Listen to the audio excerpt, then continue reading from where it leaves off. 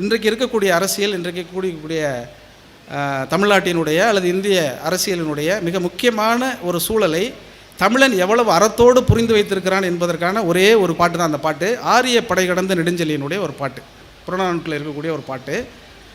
உற்றுளி உதவியும் உருபொருள் கொடுத்தும் பிற்றை நிலை முனியாது கற்கை நன்றே, பிறப்பு ஓரென்ன உடன் வயிற்றுள்ளும் சிறப்பின் பாலால் தாயும் மனம் திரியும்.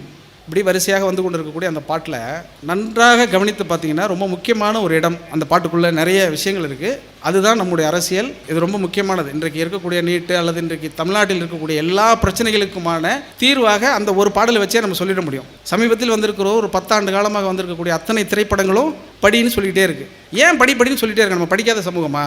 படிக்காமையா நம்ம இவ்வளோ பெரிய காப்பியங்கள் வச்சுருக்கோம், காவியங்கள் வச்சுருக்கோம், சங்க இலக்கியத்தில் இத்தனை 1000 பாடல்களை தொகுத்து வச்சிருக்கிறோம். அதனால தான் அந்த பாட்டு என்ன சொல்லுதுன்னா, உற்றுளி உதவியும் உருபொருள் கொடுத்தும் பிற்றை நிலை முனியாது கற்கை நன்றே, பிறப்பு ஓரன்ன உடன் வயிற்றுள்ளும் சிறப்பின் பாலால் தாயும் மனம் தெரியும். ஆனால் வீட்டில் ஒரு 2 குழந்தை இருக்குன்னு வச்சுக்கோங்களேன். என்னை பிடிக்குமா, என் தங்கச்சியை பிடிக்குமா, என்ன பிடிக்குமா, தம்பியை பிடிக்குமா நீ கேட்டாக்கா அந்த அம்மா என்ன சொல்லும்? உடனே எனக்கு 2 குழந்தைங்களும் 2 கண்ணுங்க அப்படின்னு ஒரு பொய் சொல்லும். அப்படிலாம் கிடையாது. பிறப்பு ஓரென்ன உடன் வயிற்றுள்ளும் சிறப்பின் பாலால் தாயும் மனம் தெரியும்ட்டார். எந்த குழந்தை 2 குழந்தைகள் அறிவாக இருக்கோ அந்த குழந்தைக்கு தான் சோத்தில் தெரியாமல் முட்டையை வச்சு கொடுக்கும் உங்கள் அம்மா அப்படிங்கிறத நான் சொல்லலை, அவர் சொல்கிறார். ஒரு குடி பிறந்த பல்லோருள்ளும் மூத்தோன் வருகை என எண்ணாது அறிவுடையோன் 6 அரசு செல்லும். இந்தியாவில் இருக்கக்கூடிய அத்தனை காப்பியங்களும் எடுத்துக்கிட்டிங்கன்னா மூத்தவனுக்கு பதவி கொடுக்கலங்கிறது தான் முக்கியமான பிரச்சனையே. ஆனால் நம்ம தமிழ் என்ன சொல்லுதுன்னா, அத்தனை பேர் மூத்தவனாக இருந்தாலும் அவனில் எவன்டா அறிவோடு இருக்கிறானோ அவன் வெளியில் அரசு நடத்தினா தான் அரசுன்னு சொல்லிட்டான். வேற்றுமை தெரிந்த நாற்பால் உள்ளும் மேற்பால் ஒருவன் கல்வி கற்பின் கீழ்ப்பால் ஒருவனும் அவன் கண் படுமே. மேற்பால் கீழ்ப்பால்லாம் உங்களுக்கு தெரியும், நான் இதெல்லாம் ரொம்ப விளக்க வேண்டியதில்லை. ஆனால் கீழே இருக்கிறவன் மேலே போனால் மேலே இருக்கிறவன் கீழே வந்துடுவான் தானே அர்த்தம். கீழே இருக்கிறவன் மேலே போனால்